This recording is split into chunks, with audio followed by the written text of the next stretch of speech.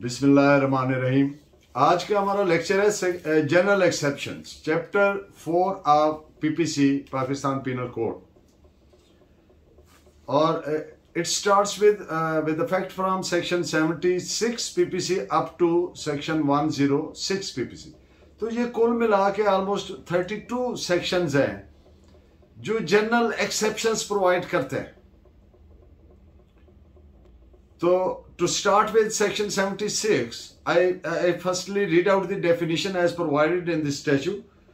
Act done by a person bound or by mistake of fact believes himself to be bound by law. Nothing is an offense which is done by a person who is or who by reason of mistake of fact and not by mistake of law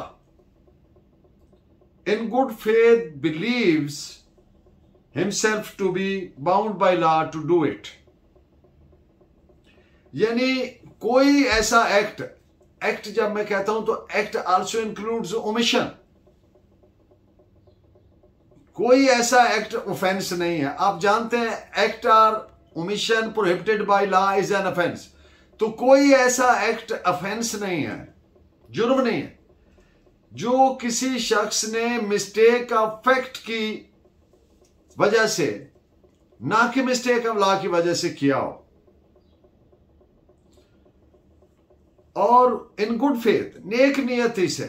good faith एक abstract term है, इसको mathematically उस तरह से नहीं define किया जा सकता। ये अकॉर्डिंग टू सिचुएशन इसको पढ़ा जाना है। तो नेक नियति से ये बिलीव करता है, यानी उसको दिल से ये यकीन है कि he is bound by law to do it.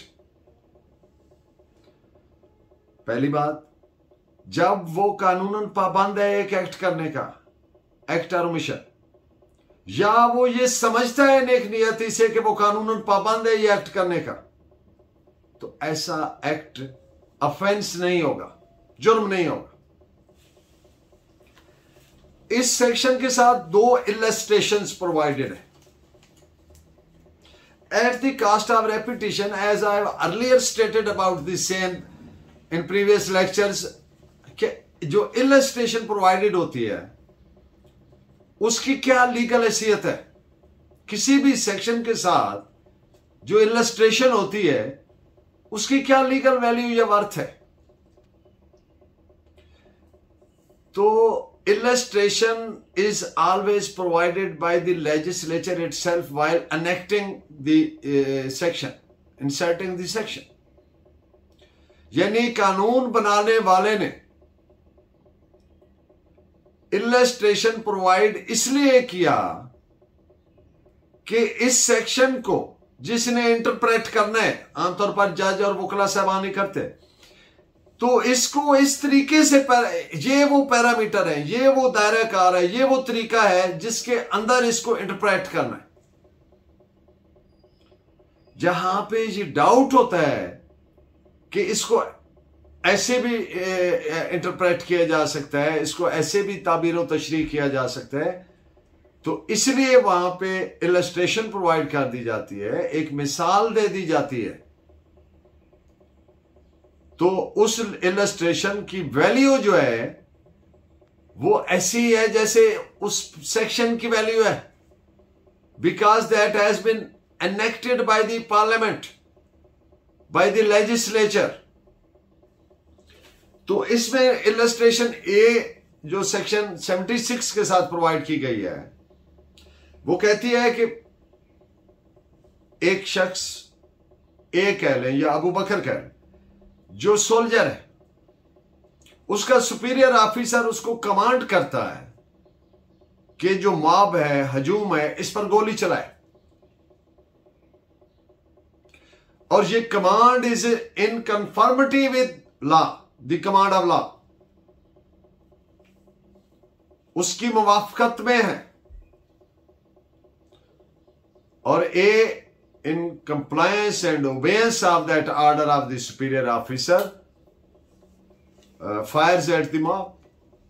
A has committed no offense. This act of A cannot be said to be an offense. अब दूसरी illustration B,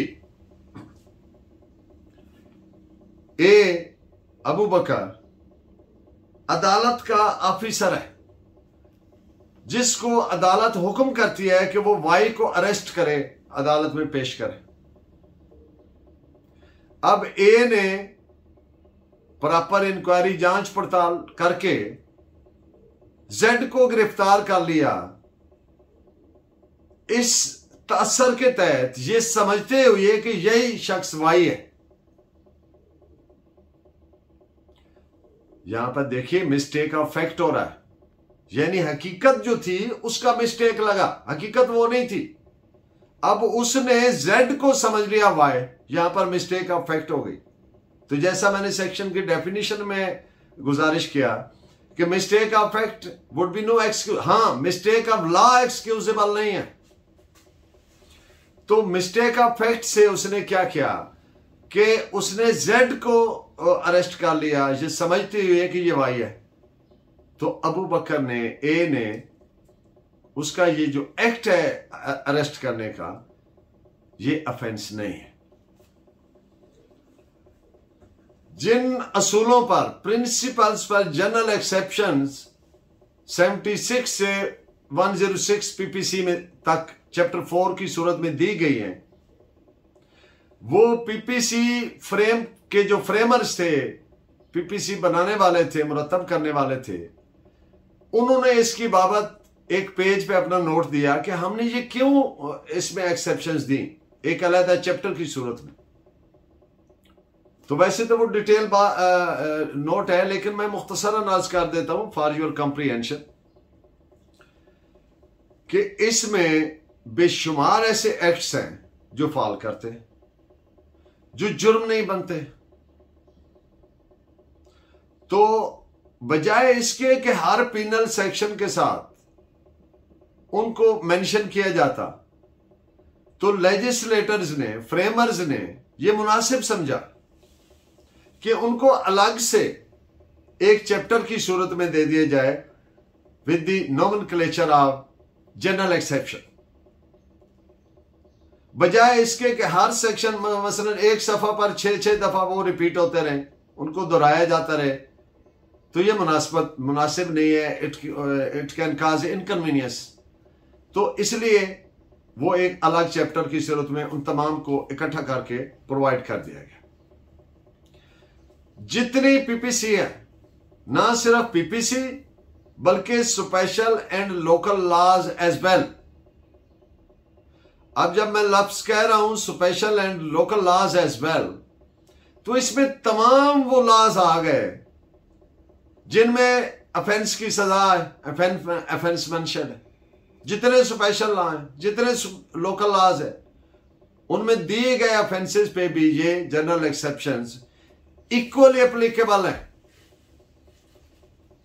Those offenses would be read with subject to the provisions of general exceptions.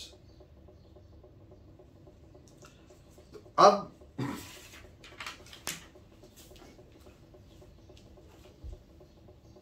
Jin primarily, एक मैं overview ले रहा हूं पूरे chapter का, detail में हर एक पे अलग बात होगी, लेकिन ओवरव्यू के तौर पर जिन बुनियादी असूलों पर ये जनरल एक्सेप्शंस को डेवलप किया गया है, खड़ा किया गया है, इंसर्ट किया गया है, वो इस तरह से हैं।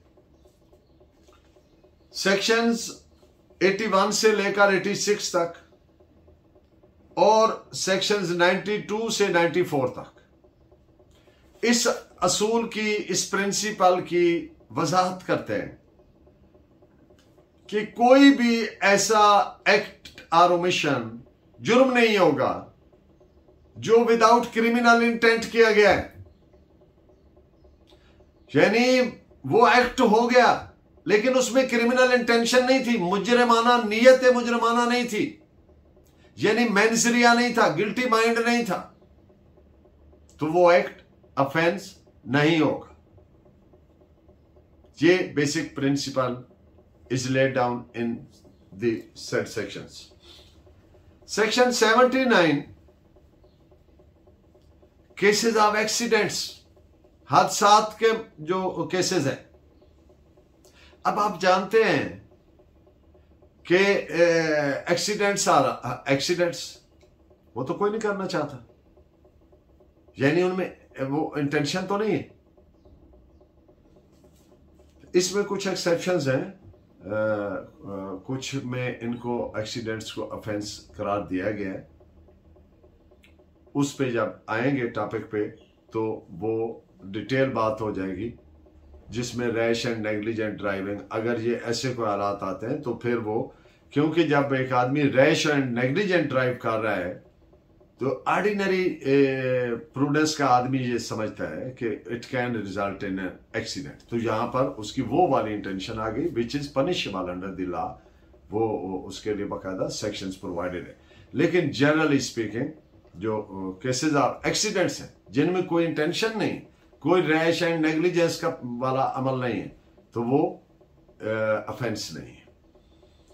अब सेक्शन 76 से लेकर 79 पीपीसी तक वो मामलात को डील करते हैं, उन केसेस को डील करते हैं जहां पे मिस्टेक ऑफ फैक्ट है, और sections 87 up to 90 acts done by consent. उस आदमी की कंसेंट से वो एक्ट किया गया जिसको नुकसान पहुंचा है, तो वो जुर्म नहीं है। यहां पर to make it easy to understand I would say कि मिसाल के तौर पर डॉक्टर कहता है जी ये आपकी इधर से ये करना पड़ेगा, तो वो कंसेंट लेते हैं। अगर खुद पेशेंट कंसेंट देने के काबिल है तो उससे, अगर वो बच्चा है नाबालिग है तो उसके गार्डियन से, या ऊपर जो अटेंडेंट है, अगर पेशेंट इस काबिल नहीं है तो जो उसके ऊपर है भाई या वालिद या जो बीवी या खामन, तो वो उसकी कंसेंट ली जाएगी। तो अब कंसेंट लिया तो डॉक्टर ने क्या किया कि उसको ऑपरेट किया, उसका काटा, उसका, इस दौरान मौत भी वाकई हो सकती है, हर रोज होता है मामला, तो ये ऑफेंस नहीं होगा। Although this act has resulted in death of a person. So section 96 से लेकर सेक्शन 106 तक इसमें यह असूल ले डाउन किया गया है कि वो एक्ट्स जो अपने right of private defence of person and property को एक्सरसाइज करते हुए और किसी की मौत हो गई या कोई ऑफेंस, यानी जो ऐसा एक्ट है जो डेथ में हुआ या हार्म में हुआ, तो वो ऑफेंस नहीं है। कानून किसी शख्स को ये नहीं कहता कि आपको कोई मार रहा है तो आप आगे से जवाब ना दें, बल्कि कानून भी और इस्लामिक शरिया भी, इस्लाम भी, कुरान सुन्ना भी हर शख्स को अपनी जान माल की हिफाजत की उसका राइट देते हैं। आगे जब स्पेसिफिकली इस पे बात होगी, इन डिटेल होगी, तो फिर वो बात भी हो जाएगी कि राइट ऑफ प्राइवेट डिफेंस या हक के हिफाजत खुद इख्तियारी किस हद तक एक्सरसाइजेबल है। ये नहीं है कि एक बंदे ने थप्पड़ मारा और आप जनाब उसको गोली मार दें। थप्पड़ का जवाब तो थप्पड़ से ही मुनासिब है, यानी कमेंसुरेटिव होनी चाहिए, मिलती जुलती होनी चाहिए। ये नहीं है कि वो आप एक बंदा ने थप्पड़ मारा, आप उसको सर में ईंट मार दें और उसको सर फाड़ दें, ये नहीं है। ये राइट प्राइवेट डिफेंस से एक्सीड किया, तजावज कर गया तो जुर्म हो जाएगा। बुनियादी तौर पर ये तमाम केसेस मुख्तलिफ तौर पर क्लासिफाइड है मुख्तलिफ सेक्शंस में, लेकिन इनको उसी तौर पर डिस्क्राइब किया गया है, बयान किया गया है। बट इन द एंड अगर आप देखें तो असूली तौर पर ये क्लास एक ही है, और वो है जनरल एक्सेप्शंस। आगे डिफरेंट इवेंचुअलिटीज को, मुख्तलिफ सूरत हाल है जो पैदा हो सकती है, और इनका मकसद क्या है? लुनेटिक्स को, बेसिकली इन्फेंट्स को, उनके फायदे के लिए उनको फेवर देने के लिए।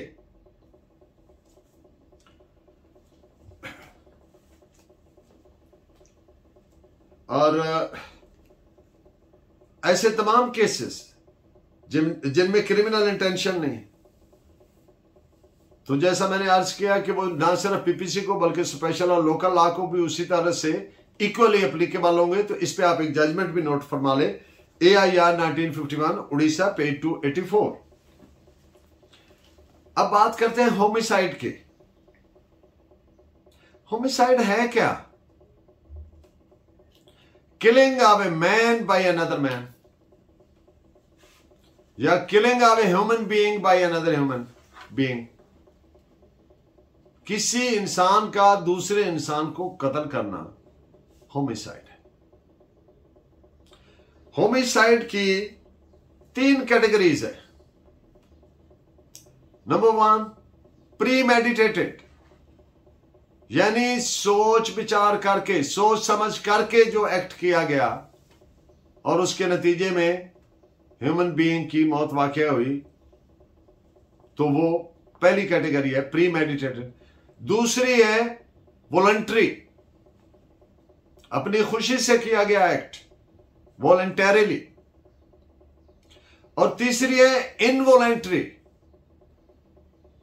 जो गैर इरादी तौर पर, बगैर अपनी खुशी के, गैर इरादी तौर पर जो किया गया, बगैर किसी इरादे के। होमिसाइड 2 तरह की है। एक लॉफुल होमिसाइड होती है, कानूनी, और एक अनलॉफुल है, गैर कानूनी। तो लॉफुल, और इसको सिंपल होमिसाइड भी कहते हैं, लॉफुल होमिसाइड भी कहते हैं।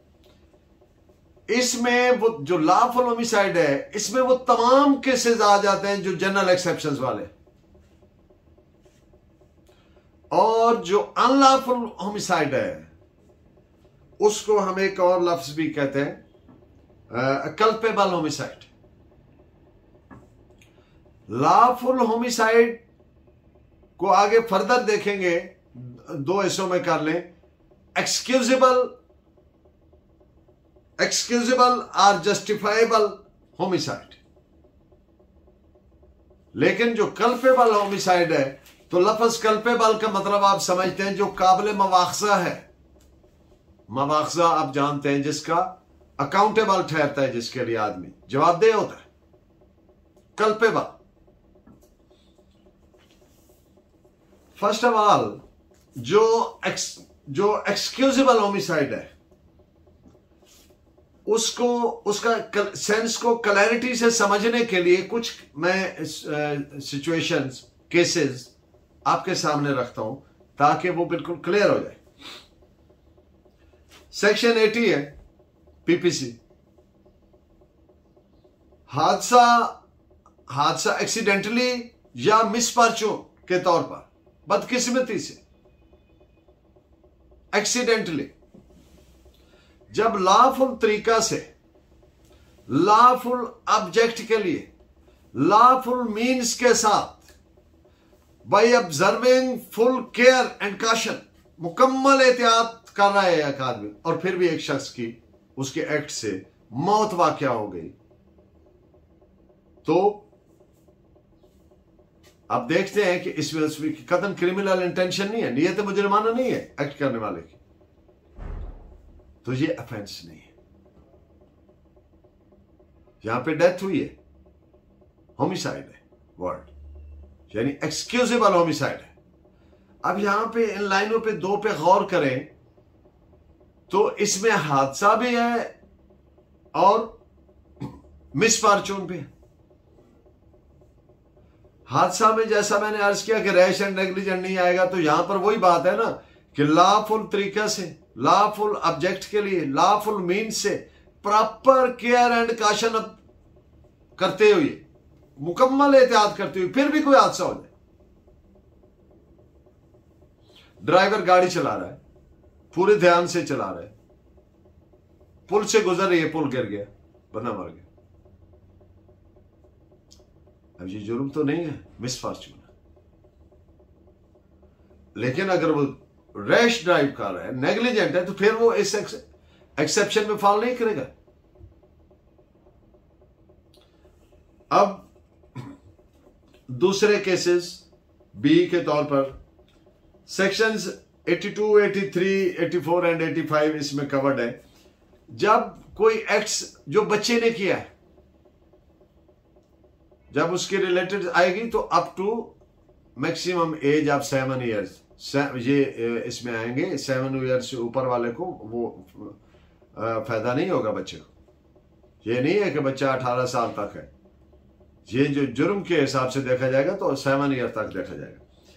अगर कोई इन्फेंट्स हैं, चिल्ड्रन है, या कोई पर्सन ऑफ अनसाउंड माइंड है, जिसको हम लाइट लफ्ज से कहते हैं कि ज़हनी तवाज़न ठीक नहीं है, यानी दिमाग खराब है, अनसाउंड माइंड, उसके किसी एक्ट से जब कोई मौत वाक़या हो जाएगी तो वो ऑफेंस नहीं होगा। बच्चे के एक्ट से ज़हन में ये रखते हुए कि 7 साल की उम्र तक, उससे आगे नहीं, फिर 7 से 10 साल में उसका आईक्यू लेवल चेक किया जाता है, इंटेलेक्ट लेवल चेक किया जाता है, लेकिन आप 7 तक ही ज़हन में रखें। या किसी बंदा जो पागल है, सही दिमाग नहीं है, उसके पर्सन ऑफ अनसाउंड माइंड। अब इसके बाद सेक्शन 87, 88 और सेक्शन 92 पीपीसी, जब मौत इरादतन इंटेंशनली काज की जाए किसी दूसरे शख्स की, और जिसकी मौत हुई है उसके फायदे के लिए वो एक्ट किया गया था इन गुड फेथ। डॉक्टर वाली मिसाल ज़हन में रखें। अब उसकी अपनी कंसेंट से या उसके गार्डियन की कंसेंट से, ये कंसेंट एक्सप्रेस भी हो सकती है, इंप्लाइड भी हो सकती है। एक्सप्रेस ये होती है कि वो बोल के कहे कि हाँ जी करें जी डॉक्टर साहब आप मेरा ऑपरेट करें। इंप्लाइड ये है कि वो मना ना करे, ठीक है। जैसे निकाह के वक्त जो मशरकी हमारा रस्म रिवाज है, तो अगर लड़की खामोश भी रहती है तो वो उसकी इंप्लाइड कंसेंट तस्वर होती है। ये मैं समझने की आसानी to make it easily understandable अर्ज कर रहा हूं कि इंप्लाइड वो होती है रजामंदी से जब कोई एक्ट हुआ और जिस आदमी के फायदे के लिए वो एक्ट किया जा रहा था उसकी डेथ हो गई, तो ये एक्सक्यूजेबल है, एक्सक्यूजेबल होमिसाइड है, ये कल्पेबल नहीं है, ये ऑफेंस नहीं है। अब इसकी सेकंड कैटेगरी जस्टिफाइबल होमिसाइड, ऐसी मौत जो जिसको जस्टिफाई किया जा सके। जिस बंदे के एक्ट से मौत हुई है वो उसको जस्टिफाई कर सके, उसका जवाब पेश कर सके, वो जुर्म नहीं है। First of all,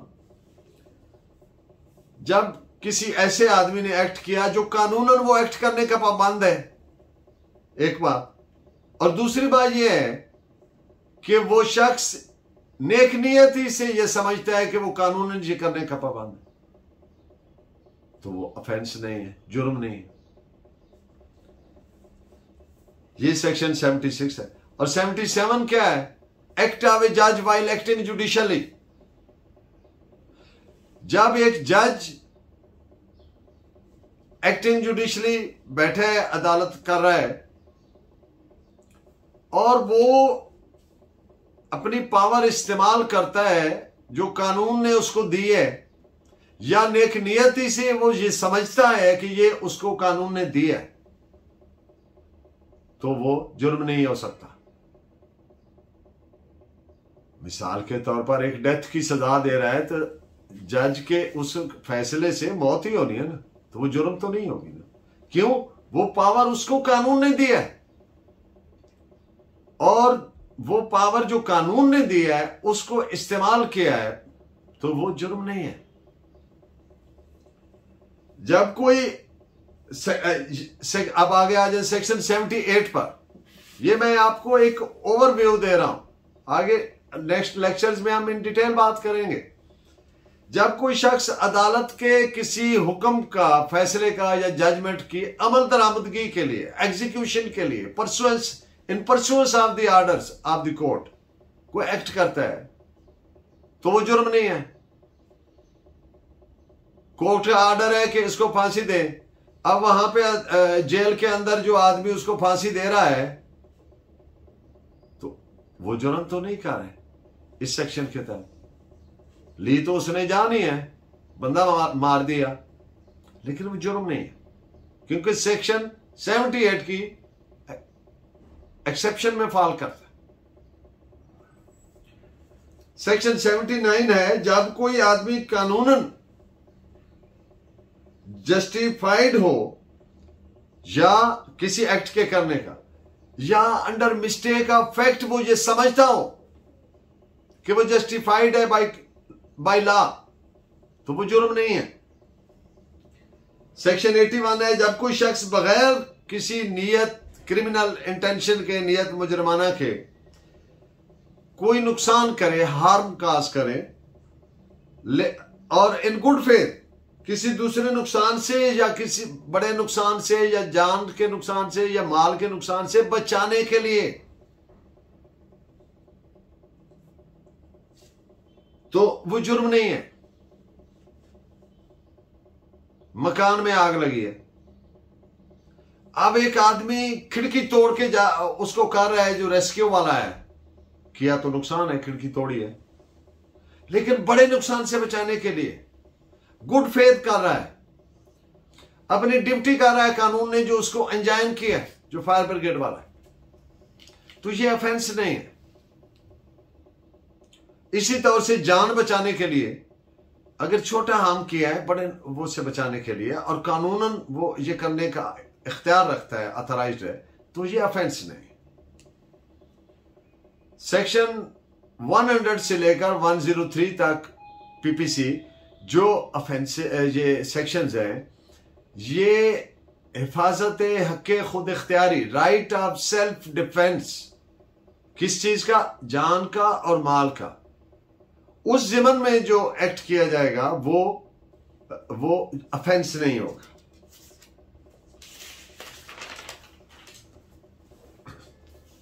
in the end of the lecture मुख्तसरन मैं अर्ज करूंगा कि जो कल्पेबल होमिसाइड है वो अंडर पीपीसी मर्डर तस्वर होगा। यानी जब एक शख्स कोई ऐसा एक्ट करता है और इस इरादे से करता है कि दूसरे आदमी की मौत हो जाए, और जानबूझ के कर रहा है, विद इंटेंशन कर रहा है, या कोई ऐसा एक्ट करता है जिससे जो विक्टिम है उसको ऐसी इंजरी आएगी जो आम हालात में, in ordinary nature of business, in ordinary course of things, can result in the death of a person, जिससे मौत वाकया हो सकती है, तो वो मर्डर का जुर्म बनता है। That is culpable homicide.